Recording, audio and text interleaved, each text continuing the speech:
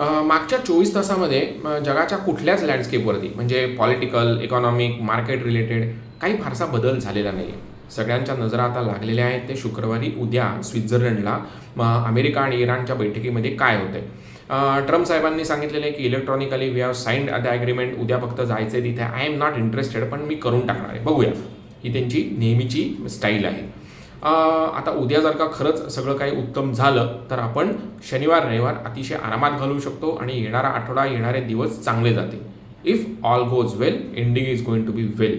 If that doesn't happen, येणारा काळ हा वेगळंच काहीतरी सांगून जाईल. बघूया, 24 तास वाट बघूया, त्याच्याप्रमाणे पुढे काय घडतंय त्याची माहिती घेऊया आणि त्याप्रमाणे प्लॅनिंग करूया. असो, आज आपण जसं या आठवड्यामध्ये आपण RBI आणि इकॉनॉमिक पॉलिसी या संदर्भात बोलतो आहोत, तसं आज आपण माहिती घेऊया फिस्कल डेफिसिट विषयी. नमस्कार, मी प्रद्युम्न सेवेकरी. तुम्ही बघतात BPS इन्व्हेस्टमेंट्स ऑनलाईन. आपण मागच्या आठवड्यामध्ये ठरवलं होतं की इकॉनॉमिक्स सिम्प्लिफाईड म्हणजे जे काही जार्गन्स असतात इकॉनॉमिक्समधले, टर्म्समधले, तर ते एवढे जडजंबाळ असतात की ती चमत्कारिक असतात. त्याच्यामुळे काय होतं की आपण त्याच्यापासून लांब जायला लागतो. लांब गेल्यामुळे काय होतं की आपला इंटरेस्ट त्याच्यातनं निघून जातो. त्यामुळे ते समजेन असं होतं. आणि मग त्यामुळे समोरचं कोणी काहीतरी सांगितलं की आपल्याला वाटतं वाव, काय मस्त नॉलेज आहे यांच्याकडे. पण मंडळींनो, हे इकॉनॉमिक्स जे काही ना ते आपल्या दररोजच्या आयुष्यामध्ये लागणाऱ्या गोष्टी आहेत. फक्त शब्द वेगळे असतात, एवढंच, बाकी काहीही नाही. त्यामुळे अगदी अजिबात एकदम आश्चर्यचकित होण्यासारखी काही आवश्यकता, गरज नाही. ओके.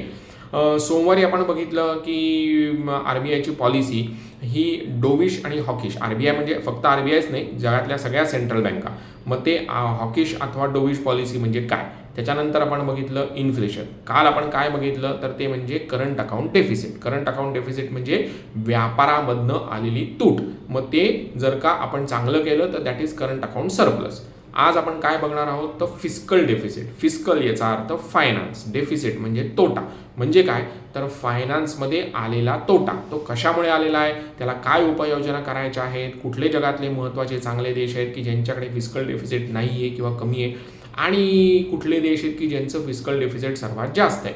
आता याला रिलेट करू आपण पॅन कार्डच्या डेटानुसार, मग किती लोक इन्कम टॅक्स भरतात वगैरे. आता फिस्कल डेफिसिट व्हायचं काय कारण आहे पहिल्यांदा ते आपण जाणून घेऊया. सर्वात पहिला मुद्दा आहे तो असा की तुम्हाला, मला, आपल्या सर्वांना उत्पन्न हे 2 प्रकारातनं मिळतं.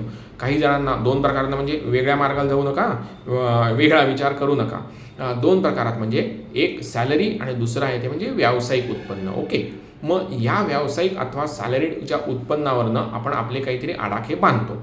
ते जेव्हा चुकतात तेव्हा आपण लोन घेतो. ते चुकायचं कारण आयदर अचानक आलेला खर्च, अनप्लॅन्ड एक्सपेन्सेस, किंवा मग क्रेडिट कार्डवरती फिरवले गेलेले खर्च. क्रेडिट कार्डचे खर्च का होतात तर आपल्या उत्पन्नापेक्षा आपण जेव्हा जास्त पद्धतीने जगायचा प्रयत्न करतो त्यावेळेला. मग तसंच सरकार ऑन द मॅक्रो लेवल ते त्यांना पण उत्पन्न मिळतं. कुठनं मिळतं तर त्यांना ते मिळतं टॅक्सेसमधनं. 2 प्रकारच्या टॅक्सेसमधनं, डायरेक्ट अथवा इनडायरेक्ट टॅक्सेस. गव्हर्नमेंटचा खर्च काय आहे तर तो म्हणजे सगळे wedges, salary, admin expenses, works expenses. मग त्या ह्याच्यामध्ये वर्क्स रिलेटेड म्हणजे कुठले तर ते म्हणजे इन्फ्रास्ट्रक्चर रिलेटेड. मग आता हा सगळा खर्च भागवला कुठनं जातो तर तो म्हणजे मिळणाऱ्या इन्कममधनं. ओके. मग आता याच्यामध्ये जेव्हा तफावत, तूट म्हणजे डेफिसिट होते ना तर त्यावेळेला गव्हर्नमेंटसुद्धा लोन घेतं. मग हे loan short term, long term प्रकारामधलं असतं. पण हे लोनचे आकडे जेव्हा मोठ्या प्रमाणात होतात त्यावेळेला गव्हर्नमेंटला सुद्धा इंटरेस्ट देणं भाग असतं. आता तुम्ही पेपरमध्ये वाचलं असेल, टी व्हीवरती ऐकलं असेल की अरे बापरे, सगळ्या राज्यांचं उत्पन्न कमी आणि त्यांचं लोन जास्त.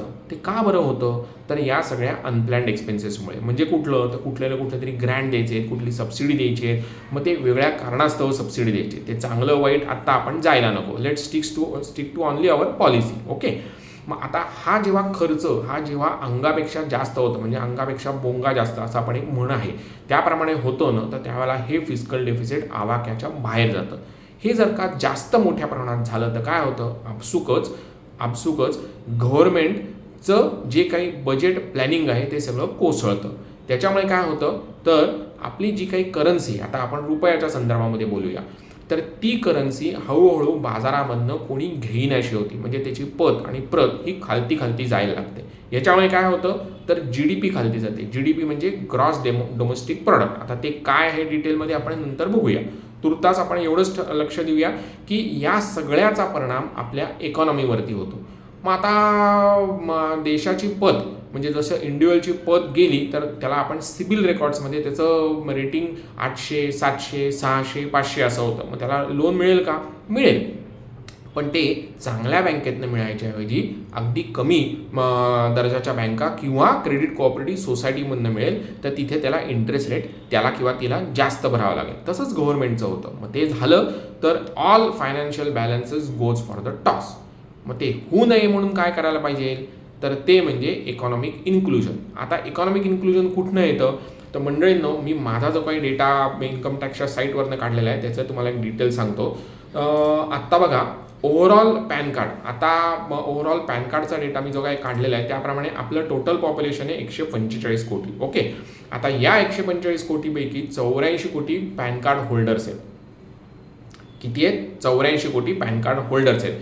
आता त्यातनं 61 कोटी हा डेटा आहे हा नॉन पॅन कार्ड होल्डर्स आहे. मग या याच्यामध्ये मायनर्स आहेत, डिपेंडंट्स आहेत, बीपीएल म्हणजे बिलो पॉवर्टी लाईनवाले आहेत, शेतकरी आहेत, हे सगळे.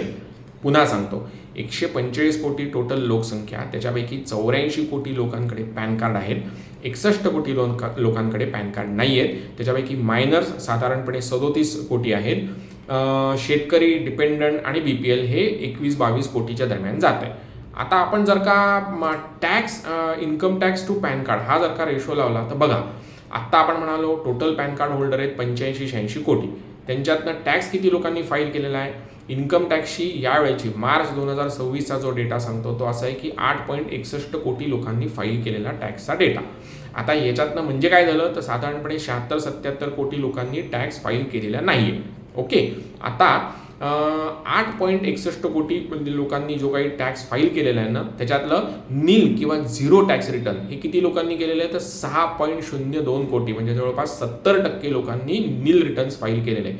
आणि उरलेला जो काही डेटा आहे तर तो 2.59 करोड्स लोकांनी रेग्युलर टॅक्स भरलेला आहे. तो त्या रेग्युलर टॅक्स ब्रॅकेटमध्ये. परत एक सांगतो, 85-86 कोटी लोकांनी टोटल पॅन कार्डचा डेटा, नॉन फायलिंगचा डेटा आहे 76.98 अगदी प्रिसाईज कोटी.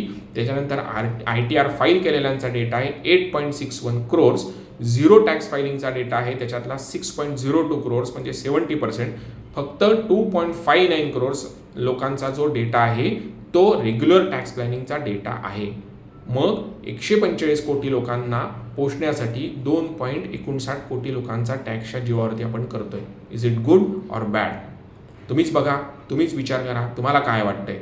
मंडळींनो, तुम्हाला जर का BPS इन्व्हेस्टमेंटचे असेच वेगवेगळे विषय आवडत असतील, आवडले असतील, जरूर लाईक करा, सबस्क्राईब करा आणि शेअर करा. उद्याला पुन्हा भेटूया नवीन विषय घेऊन नवीन भागामध्ये. तोपर्यंत happy investments. Stay, have a good day. Bye.